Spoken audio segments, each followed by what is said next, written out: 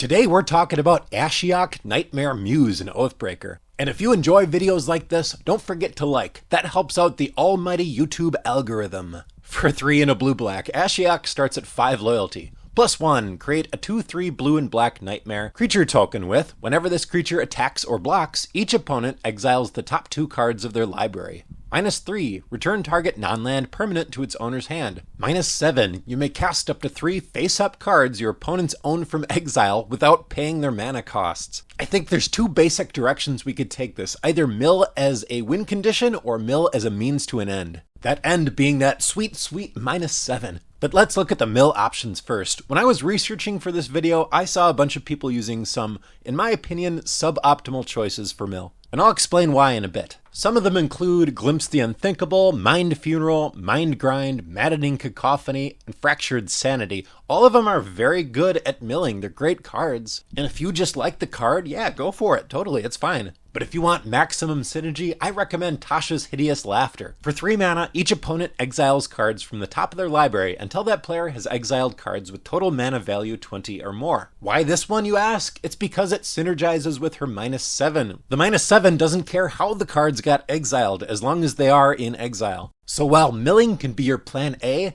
well, technically not milling because they're being exiled, but you know what I mean. You still have a really sweet plan B with that -7. These next signature spell choices, ignore mill as a strategy and just go for maximizing -7 value. Settle the score for 4, exile target creature, put 2 loyalty counters on a planeswalker you control, getting her closer to the -7, that's pretty neat. Curse of the Swine for X blue blue, exile X target creatures. For each creature exiled this way, its controller creates a 2/2 green boar creature token. Deadly Rollick costs 4, but if you control a commander, you may cast the spell without paying its mana cost, and as a signature spell, that's always going to be true, it has to be.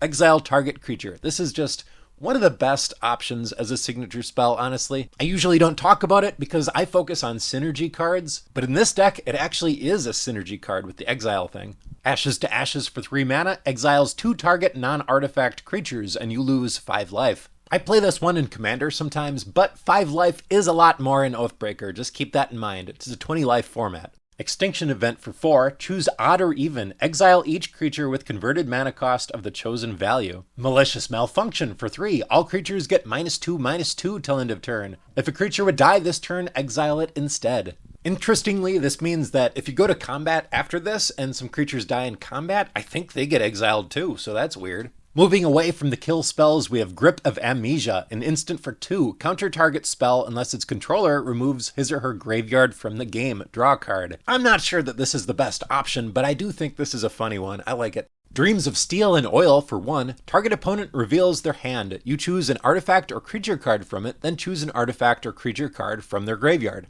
Exile the chosen cards. Sadistic Sacrament for black, black, black, and a kicker of 7 that you're probably not going to hit. Search target player's library for up to 3 cards, exile them, then that player shuffles his or her library. If it was kicked, instead search that player's library for up to 15 cards, exile them, then that player shuffles their library. Similarly, Bitter Ordeal for 3, search target player's library for a card and remove that card from the game, then that player shuffles their library. And it has Gravestorm, which I think is a one-use keyword. When you play this spell, copy it for each permanent put into a graveyard this turn. You may choose new targets for the copies. Those last 2 are cards I thought I'd never find a spot for, but it would actually work in this deck if you wanted to. If you'd like to give me a virtual high five through YouTube, you can hit that like button and maybe even the subscribe button. That helps me out so much. And I've got a bunch more videos for you to check out if you'd like to. Thanks for watching, and I'll see you next time.